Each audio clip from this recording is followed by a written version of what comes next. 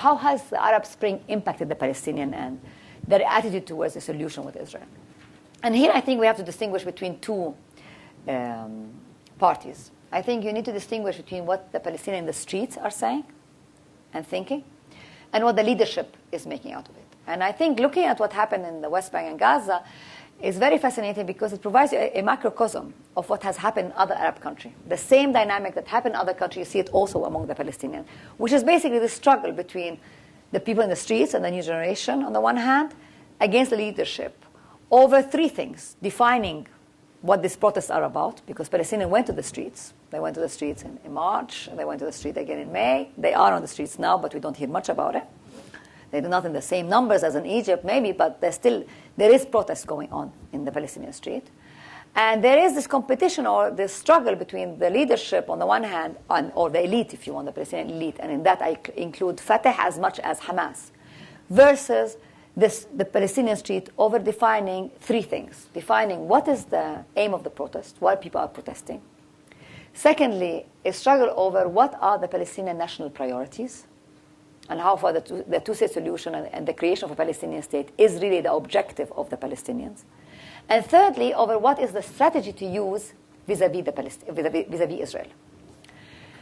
So with regards to the content of the protest, the people on the streets have been very important. The first demand that they had when they went out to the street in February, but most clearly on March 15, their first demand was the end of the division between Hamas and Fatah. But everybody and all the media focused just on this, that they demanded the end of the division. But if you look carefully at what the demonstrators were also demanding, they were demanding the end of the corruption of the PA. They were demanding elections that have been delayed. They were demanding the reconciliation precisely in order to have elections of the Palestinian Legislative Council. And very importantly, and it has not been given enough attention, they've been above all calling for new election for the Palestinian National Council. Now, the Palestinian National Council is very different from the Palestinian Legislative Council, because Palestinian Legislative Council is just election of Palestinian parliamentarian in the West Bank and Gaza. But what these demonstrators have been calling for is actually the election of the Palestinian National Council, which is a part of the PLO, and basically includes this body which represents all the Palestinians, those inside the West Bank and Gaza, but also those in the diaspora, those in the refugee camps, and those inside 48. So they are demanding democracy at every level. They're saying the PA needs to be democratic, and it's not democratic. It has outstayed its mandate.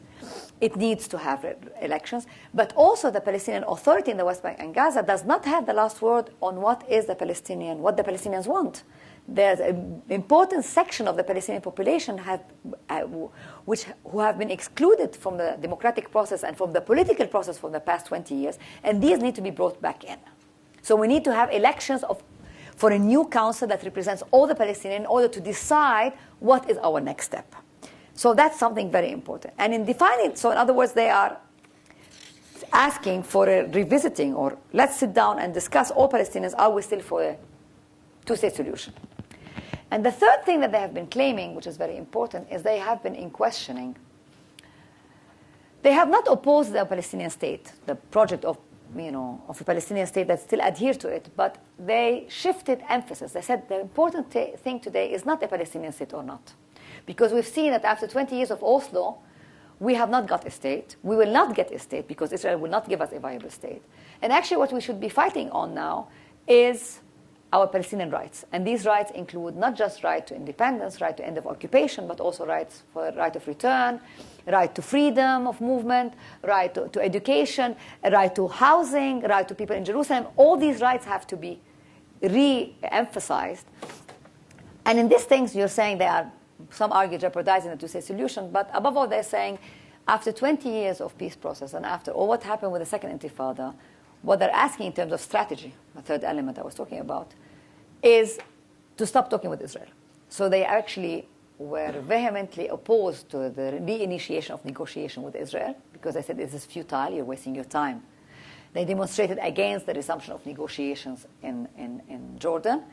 And they're saying the way to go forward is to rely on nonviolence resistance, something very important, but disengaging with the Israeli. So they've been very active about being against normalization, against reaching out to Israel, because they're saying the only way how Israel will give concessions is by being forced to give concession. And by going to talking with it, you're just perpetuating the occupation. It makes no sense because Israel continues to build settlements. And we've seen today we have 350,000 settlers in the West Bank and another 150,000. 500,000. 500,000. In total, we have 500,000 with Jerusalem.